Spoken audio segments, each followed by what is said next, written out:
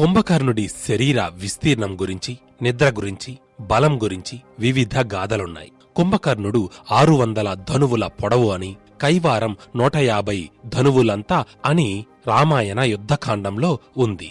కుంభకర్ణుడి నిద్ర అనేది ఒక జాతీయంగా మారిపోయిందని ప్రత్యేకంగా చెప్పనక్కరలేదు కదా. ఆయన శూలం పుచ్చుకొని వస్తే మృత్యుదేవత స్వయంగా ముందుకొచ్చి నిల్చున్నట్టే. రాక్షసులందరూ వరాల వల్ల గొప్పవాళ్లు అయ్యారు. కాని ఇతను సహజంగానే మహా తేజశాలి, అపర బలవంతుడు, తండ్రి విశ్రవసుని తేజస్సు, ధర్మ నిరతిని అందిపుచ్చుకున్న ధీరుడు. తల్లి కైకసి రక్కసి అయినా ఆమె గుణాలు ఒక్కటి కూడా ఇతనికి రాలేదు. ఇతను యుద్ధరంగంలో నిలబడితే చూసిన వాళ్ల గుండెల్లో మృత్యుఘోష వినబడినట్లే. కుంభకర్ణుడు ఇన్ని మంచి లక్షణాలున్న కుంభకర్ణుడికి అంత నిద్ర ఎందుకు?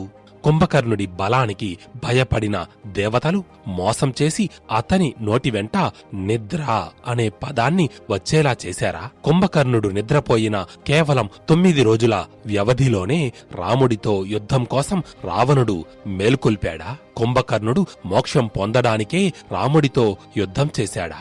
రాముడు శ్రీ మహావిష్ణువు అవతారమని కుంభకర్ణుడికి ముందే తెలుసా?